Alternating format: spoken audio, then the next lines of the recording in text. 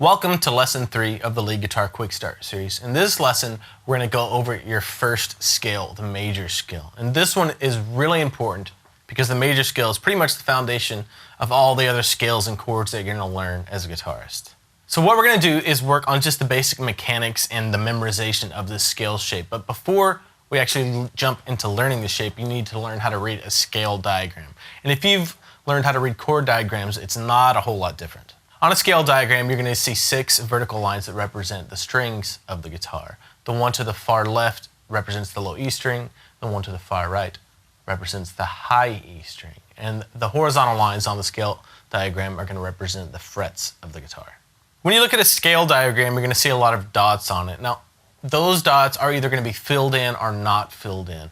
The filled in dots represent the root notes of that particular scale that you're looking at. So, for example, we're going to be learning a G major scale here. The filled in or black dots that you're going to see are the root notes of that G major scale, which means those are going to be all G notes. The rest of the circles, the non-filled in notes, are just the rest of the notes in that scale. Now, in those circles, you're going to see numbers, either 1, 2, 3, or 4. Those numbers just represent which fingers you should be playing those particular notes with. For all the scales that we're going to be learning in the Lead Guitar Quick Start series, we're going to be using something called the designated finger concept. I mentioned that in the first lesson, and that just says that you're going to have one finger that's designated for each fret in that particular scale. So for this G major scale, if there are any notes that occur on the 2nd fret, you're going to play those notes with your 1st finger. Any notes that occur on the 3rd fret, you're going to play with your 2nd finger. Any notes that occur on any of the strings on the 4th fret, you're going to play with your 3rd finger. And your pinky is going to cover any notes that happen on the 5th fret. That's going to become a lot clearer to you once we start learning the scale shape.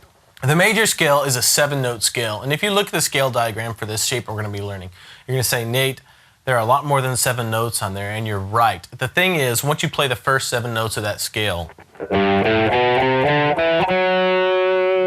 you're just going to repeat those notes again 1 octave higher.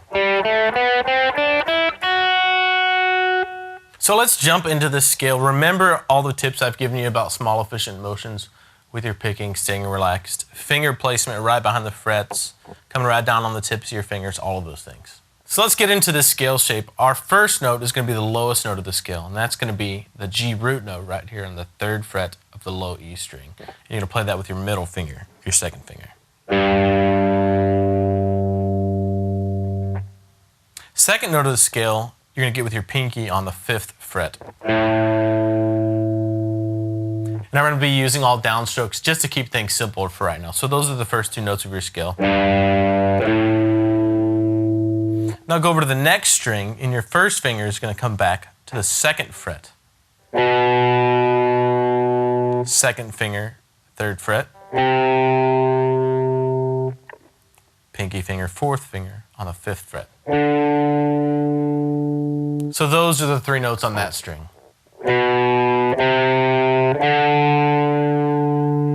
So do you see how the designated finger concept is kind of kicking in? The notes that occurred on both strings, both the low E and the A strings on the 3rd fret, I was getting with my middle finger. The note that occurred on the 2nd fret, I was getting with my index finger there. 3rd finger was getting the note on the 4th fret, and my pinky was getting both notes on the low E and the A for the 5th fret. So both of those strings together, just take it a little bit at a time. Work on just those 2 strings. And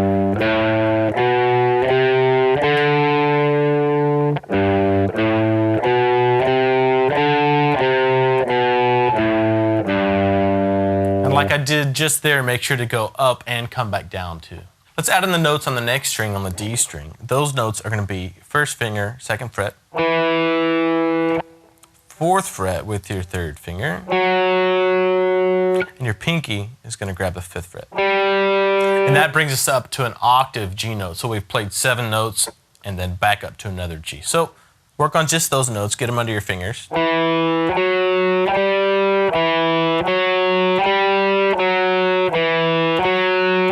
Then add them into the rest of the scale.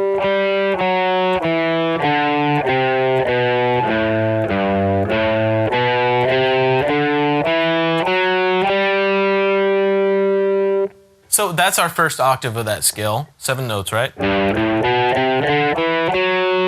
And then to the octave, another G note right there. Now we're just going to repeat that major scale. And to do that, we need to learn the notes on the G string, which is something really cool right here. It's the same exact pattern that you had on the last string. You're going to have your first finger, second fret, third finger, fourth fret, pinky finger, fifth fret. And those are the notes on that string.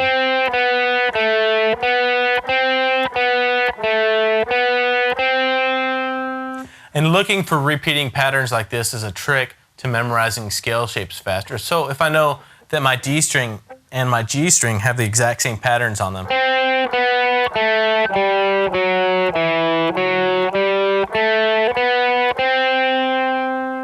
that can make memorizing this G major scale a little bit easier. So incorporate that with the rest of the scale and just work on that one chunk.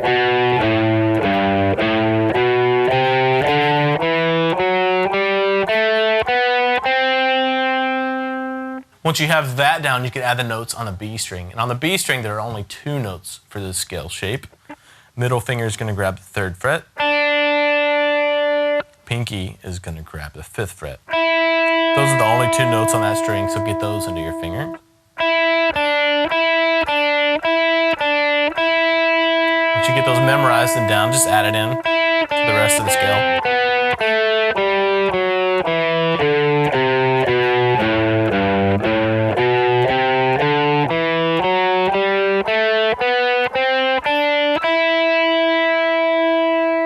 So you're almost there. You don't have to learn this all in the course of this video. Take some time, you know, a couple days, a week, a month, or whatever, to get this scale shape down. Now, the notes on the last string, the high E string, are the 2nd fret with your 1st finger, 3rd fret, your 2nd finger, and your 4th finger is going to grab the 5th fret. So you got 3 notes on this string. So.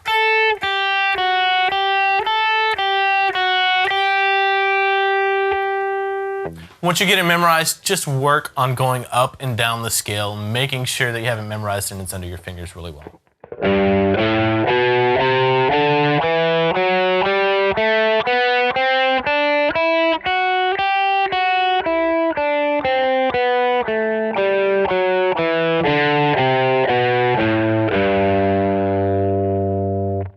So right now, just focus on memorizing this scale shape and getting it down. Another thing that I want you to realize is this scale shape is movable too. So if I had this G major scale that we just played,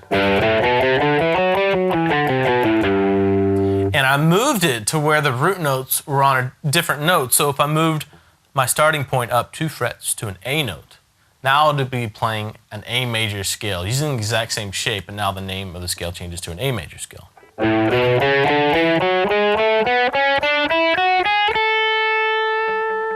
It's also important to start memorizing where the root notes of the scale shape are. So we know our lowest root note is here with our middle finger, right? If you look at the scale diagram, we're going to see another root note here on the 5th fret of the D string, and another root note here on the 3rd fret of the high E string. I've made a jam track for you to help you work on this major scale. And like I said earlier, it's really important that you apply everything that you're going to be working on here to some real music. So pull up that major scale jam track. And what you want to do is just start off by getting the scale shape down, kind of using it as a metronome.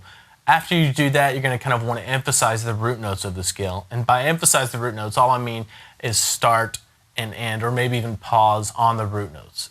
After that, once you have the scale shape down and you know where the root notes are, just try making up your own licks. Start to improvise and just make stuff up out of thin air with this scale shape. Here's a basic example of how you can start to develop this skill with this jam track.